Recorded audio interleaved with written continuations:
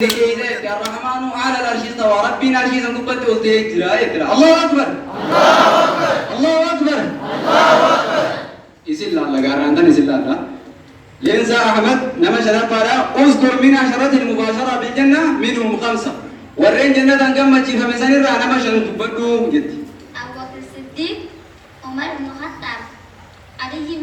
علي بن طالب عثمان بن عفان طلحة بن عبيد الله الله أكبر الله أكبر الله أكبر الله أكبر أبو يسوع جنة كم تشوف من بيتني دراسان تبدنا بكرة ورا جنة كم تشوف من بيتني ميكا هون تبدنا تقول لهم دراسات ورث كروس ميكا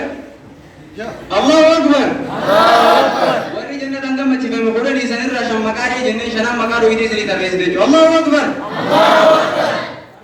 قابل لما فرا كم أركان الصلاة أركان الصلاة بيك 14 الله أكبر الله أكبر الله أكبر الله أكبر جولين قابلن تي كنتي جرتي قابي إنسان يفتح جرتي إتكاسي أسندي منو جولين أنا أمانة زي ما تميزن الله أكبر إيه الله أكبر الله أكبر الله أكبر أبو قابيوني في قابي إنسان قابلن كان نبي نتن isinunda wasi simbabne din oso bakatan isinamne isingaban jole tanake isiniti simatani akite bi tani silal baka harum isimatani abodani kinani obole yo akami tinamni barasu Allahu akbar Allahu akbar ide ile tani sana adimani tani isin mas binne gabi isin do isin Allahu akbar Allahu akbar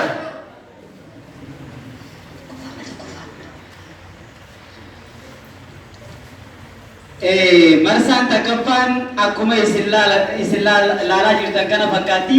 marsaa lammaffaa ijoolleen tun asumatti deemiteeti gaafii fi deebisaadhaan waan addaa amantii keenyaa fi toohiinni maal akka fakkaatu akkuma amma agartan kanatti waan kanarra bareedu faadha qabattee dhiyaatti ijoolleen tuni kanaafuu marsaa lammaffaan itti aanti asumaan ijoollee tana gaggeessa marsaa lammaffaan gireetti yaadne jechaadhaan Allahu akbar Allahu akbar Allahu akbar Allahu akbar marsaa lammaffaan giree isin yaadne ni jechaadhanii Allahu akbar Allahu akbar ijoolleen keessan tagalgala haati osoo